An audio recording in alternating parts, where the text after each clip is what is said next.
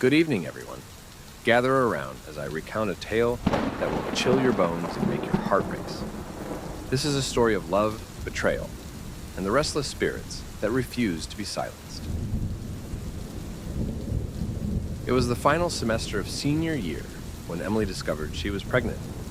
Her demeanor shifted dramatically, her once gentle nature now twisted by irrational fits of anger and paranoia. Her husband Jack endured her wrath silently, tending to her every need like a servant to a queen. Jack, in his desperation, sought advice from a psychologist who explained that Emily was experiencing prenatal anxiety, which would pass after the baby was born. But Jack's patience was wearing thin. One day, after Emily's relentless accusations and demands, she threw a bowl of carefully prepared porridge to the floor and thrust a divorce agreement at him, demanding his signature. They had been married for just 2 months. Emily had already signed. Jack, unable to control his rage any longer, slapped her across the face. Emily kicked and screamed, "I'll leave you even if it kills me." Jack, in the fit of hysteria, shouted back, "Then go die." Emily glared at him with such venom before storming out of the house. That was the last time Jack saw her alive. Initially, he thought she had gone for a walk to cool off. But as the minutes ticked by, anxiety gnawed at him. Then his phone rang. It was Emily's number. "Emily, please come back. I'm sorry," Jack pleaded into the phone. But all he could hear was her crying, faint and distant, as if her mouth were covered. It was a sound not quite human, eerie and suppressed. "Emily, don't cry. Tell me where you are." Jack's voice trembled with fear. The line went dead. Jack was left with a sense of foreboding. That night, Emily died in a horrific accident at a desolate crossroads. Her body flung across the pavement by a speeding car. Both she and the unborn child perished. The police, finding her phone, contacted Jack. The driver had fled the scene, and Emily's face, pale as death, bore a horrific dent in her skull. Her mouth was slightly open, as if crying or trying to speak. Jack's mind buzzed with the weight of his words. He had told her to die, and now she was dead. His curse had come true. Among Emily's belongings was a blood-stained Nokia phone. Jack dialed her number. The signal connected, but Emily's phone lay silent on the table, unresponsive. Suddenly, a woman's ghostly wail echoed through the phone. Jack, terrified, dropped it as if it had burned him. His skin crawled with dread. Overwhelmed by the sudden loss, Jack called his friend Mike. Mike, who was interning in another city, rushed back immediately with his girlfriend Lisa to help Jack with the funeral arrangements. Lisa was a traditional woman, loyal to Mike despite his many indiscretions. She believed in standing by her man no matter what. As the days passed, Jack couldn't shake the feeling that his words had doomed Emily. The driver was never found, and Jack felt an eerie presence in their home, as if Emily's spirit lingered, restless and agitated. He began to suffer from insomnia, plagued by nightmares, where Emily fed him blood-red ice cream or sat applying lipstick over and over until it bled from her eyes down to her lips. Sometimes she lay next to him, whispering about her pre-death woes and post-death loneliness, before screaming, "I will haunt you forever." One stormy night, Jack awoke from another nightmare. He opened his eyes to see a figure standing at the foot of his bed, slowly raising a finger, writing something in the air. Believing it was a dream, Jack remained still, watching the finger trace the same words repeatedly. Finally, he understood. It was Emily. This wasn't a dream. Paralyzed with fear, Jack bolted from the bed and ran out into the night. Desperate, he called the police from a hiding spot. 2 officers arrived, and Jack, trembling, led them upstairs. They searched the apartment, finding nothing out of place. Perplexed, the officers left. Jack double-checked the locks, realizing with horror that the door had been bolted from the inside. How had Emily's apparition entered? Unless she had a key. There were only 3 keys. Jack had one. Emily had another, and the third was hidden under a flower pot outside. Emily's key was now with Jack, and no one else knew about the spare. Jack moved the flower pot. The key was gone. A cold dread washed over him. He looked around, feeling unseen eyes on him. Trembling, he went back to bed, but could not sleep. Soon, a faint rustling noise emerged from the living room, like sandpaper on the floor. Jack lay still, heart pounding, unsure whether to investigate or call the police again. The sound grew louder, then stopped abruptly. Jack, silent as a cat, crept to the door with a flashlight. He peeked out. A figure stood in the living room, wearing a trench coat, sunglasses, and a mask. An eerie, monster-like visage.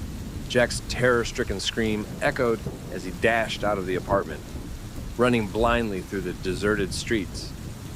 The night was dark, the streetlights dim, casting eerie shadows. Jack glanced back. The figure was chasing him, trench coat flapping like the wings of a vulture. His lungs burned as he ran. Spotting a taxi, he waved frantically, diving inside and yelling at the driver, "Go! Drive!" The taxi sped off. Jack, gasping, sank into the seat, but the figure still pursued them, faster and faster. Suddenly, something cold pressed against Jack's neck, a scalpel. A low voice whispered, "Don't move." The driver, an accomplice, said, "Stay calm. We just want your valuables." Jack, terrified, stayed still as his belongings were taken. The car stopped in a dark alley. The assailants checked the surroundings, then continued their robbery. Jack, in a desperate attempt, screamed as they finished. The eerie figure approached, silently subduing the robbers, then slid into the taxi. Jack's world became a blur of fear and confusion as he stumbled out of the car, running until he collapsed near an all-night pharmacy, where he stayed until dawn. Jack, shaken to his core, spent the next few days in a haze of fear and paranoia. He couldn't shake the feeling that something or someone was constantly watching him. His apartment felt more like a prison each passing hour. One night, while trying to find some solace in a bottle of whiskey, Jack's phone rang. The screen displayed an unknown number. He hesitated, but eventually answered. "Hello?" Jack's voice was barely a whisper. All he could hear was a faint breathing. Then a distorted, ghostly voice whispered, "You promised you'd never leave me?" Jack's heart pounded. "Who is this? What do you want?" The line went dead. Jack dropped the phone, his hands trembling. He knew it was Emily, or whatever remained of her. Unable to stay alone, Jack called Mike. "I need you to come over, man, please. I can't stay here alone." Mike and Lisa arrived within the hour, concern etched on their faces.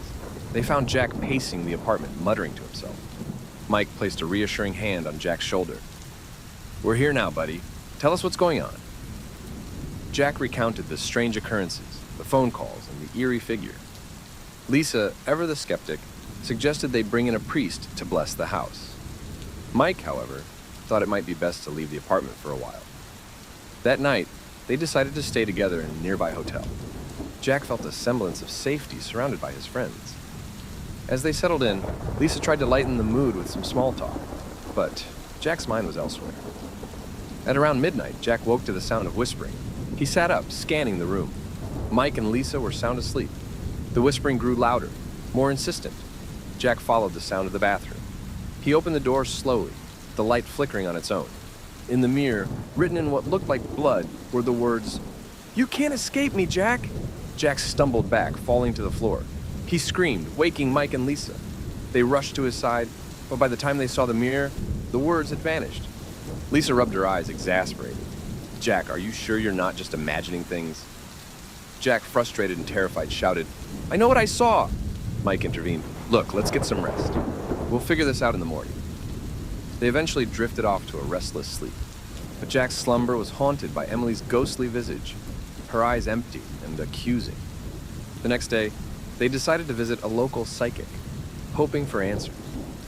The psychic, a wizened old woman named Agatha, listened intently as Jack recounted his experiences. She nodded slowly, her eyes closing in concentration. "You have awakened a restless spirit," Agatha said in a hushed tone. "Emily's soul is tethered to you by your unresolved emotions and her untimely death. To free her, you must confront your guilt and find closure. Jack, desperate for relief, asked, "How do I do that?" Agatha handed him a small, ancient-looking mirror. This mirror will allow you to communicate with her. Speak your truths, apologize, and let her go. That night back at the hotel, Jack stared into the mirror. His reflection blurred, replaced by Emily's spectral image. She looked at him with a mixture of sorrow and rage. "Emily," Jack began, his voice trembling. "I'm sorry for everything. I never meant for you to get hurt. Please, find peace, and let me go." Emily's image wavered, tears streaming down her translucent cheeks. "You left me to die, Jack. Why should I forgive you?" Jack's eyes filled with tears. "I loved you, Emily. I was scared and angry, but I never stopped loving you. Please, forgive me." For a moment, silence hung in the air. Then Emily's image softened. "I forgive you, Jack, but you must forgive yourself." As she spoke, her image faded, the mirror reflecting only Jack's tear-streaked face. He felt a weight lift off his shoulders, a sense of peace he hadn't known in months. The next few days were calm. Jack, Mike, and Lisa returned to the apartment, finding it devoid of the eerie presence that had plagued them. Jack slowly began to rebuild his life, though the memories of Emily and their tragic love lingered. But peace can be fleeting. One night, as Jack sat alone in his living room, the phone rang again. This time, it was Emily's number. Jack, with a mix of dread and curiosity, answered. "Hello, Jack?" a familiar voice whispered. "Did you miss me?" Jack's blood ran cold. "Emily? How is this possible? Did you really think it would be that easy to get rid of me?" Her laugh echoed through the phone, chilling Jack to his core. Jack felt the room grow colder, the shadows lengthening around him. He knew then that this nightmare was far from over. The next morning, Jack found strange symbols drawn on his walls, in what appeared to be blood. He frantically scrubbed them off, but they reappeared the next day, more vivid and menacing than before. Mike and Lisa, noticing Jack's deteriorating mental state, insisted he see a psychiatrist. Jack reluctantly agreed, seeking help to distinguish reality from his worsening hallucinations. Dr. Harper, a renowned psychiatrist, listened patiently as Jack described his torment. She prescribed medication to help with his anxiety and delusions, but Jack knew deep down that this was more than a mere mental illness. One evening, after taking his prescribed medication, Jack heard a faint lullaby. He followed the haunting melody to his bedroom, where he found a music box playing on its own. The box had belonged to Emily, a gift from her grandmother. Jack, heart pounding, opened the box to find a note inside. "Meet me at the Crossroads." Determined to end this once and for all, Jack drove to the desolate crossroads where Emily had died. The night was eerily silent, the air thick with anticipation. As he stood there, Emily's ghost appeared, her form flickering like a dying flame. "Jack," she whispered, her voice filled with sorrow. "I'm trapped here, reliving my death over and over. Help me find peace." Jack, tears streaming down his face, nodded. "Tell me what to do." Emily's ghost reached out, her touch cold and ephemeral. "You must find the driver who killed me. Only then will I be free." Jack spent the next several weeks investigating the accident, digging through police reports and talking to witnesses. His search led him to a man named Thomas, a recluse with a dark past. Confronting Thomas, Jack discovered that he had indeed been the one driving that fateful night. Thomas, consumed by guilt, had hidden away, hoping to escape his conscience. Jack forced Thomas to come with him to the crossroads, where Emily's ghost awaited. Thomas, trembling, confessed his crime, begging for forgiveness. Emily's ghost listened silently, then nodded. "Your remorse has set me free. Thank you, Jack." With those words, her spirit faded, the oppressive presence lifting from the crossroads. Jack felt a profound sense of relief, knowing he had finally helped Emily find peace. Jack's life had returned to a semblance of normalcy after helping Emily find peace. Yet, he couldn't shake the feeling that something still lurked in the shadows. He often found himself glancing over his shoulder, half expecting to see Emily's ghost watching him. One evening, as Jack was preparing dinner, his phone rang. The number was unknown, but he answered, hoping it was just a telemarketer. "Hello?" Jack's voice was cautious. The reply was a distorted whisper. "You helped her, but what about us?" Jack's blood ran cold. "Who is this?" The voice continued. "We are the forgotten, the ones who never found peace. You opened a door, Jack, and now we are free." The line went dead. Jack stood frozen, the implications of the call sinking in. He realized that in helping Emily, he had inadvertently disturbed other restless spirits. That night, the nightmares returned with a vengeance. Jack dreamed of shadowy figures surrounding him, their faces twisted in agony. They whispered his name, their voices filled with despair and anger. Jack woke in a cold sweat, his heart pounding. Determined to find a solution, he reached out to Agatha, the psychic. She agreed to meet him the next day. As Jack sat across from Agatha, she looked more troubled than before. "You have unleashed a great darkness, Jack. These spirits were bound by powerful forces, and now they seek retribution." "What can I do?" Jack asked, desperation evident in his voice. Agatha handed him an ancient tome. "This book contains rituals that may help you appease the spirits, but be warned, the process is dangerous and there are no guarantees." Jack thanked her and took the book home, spending the next several hours poring over its contents. The rituals were complex, requiring rare ingredients and precise incantations. With Mike and Lisa's help, Jack gathered everything he needed. The three of them returned to the crossroads, the place where Emily had died, believing it to be the epicenter of the disturbances. As they began the ritual, the air grew thick with tension. Jack chanted the incantations, his voice steady despite his fear. The wind howled around them, and the temperature plummeted. Suddenly, the ground shook, and ghostly apparitions emerged from the darkness. They circled Jack, their faces contorted in expressions of pain and anger. One spirit, a woman with hollow eyes, stepped forward. "Why did you summon us, Jack? Why not let us rest?" Jack's voice trembled as he replied, "I didn't mean to disturb you. I was only trying to help Emily." The spirits wailed in unison, a sound that pierced Jack's very soul. The woman spoke again. "We cannot return to peace without justice. You must uncover the truths of our deaths and make them known." Jack realized then that his task was far from over. Each spirit represented a life unjustly taken, a mystery unsolved. He vowed to help them find closure, no matter the cost. The spirits slowly faded, leaving Jack, Mike, and Lisa standing alone in the cold night. Jack knew he had to delve into the dark history of the town to uncover the truth behind each spirit's unrest.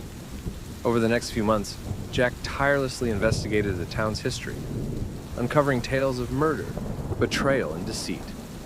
Each story was more tragic than the last, and Jack felt the weight of the spirit's anguish pressing down on him. One particular story stood out: a young girl named Sarah, who had been brutally murdered in the 1940s. Her killer was never found, and her spirit was one of the most tormented Jack had encountered. Determined to bring justice to Sarah, Jack dug deeper into her case, uncovering clues that had been overlooked for decades.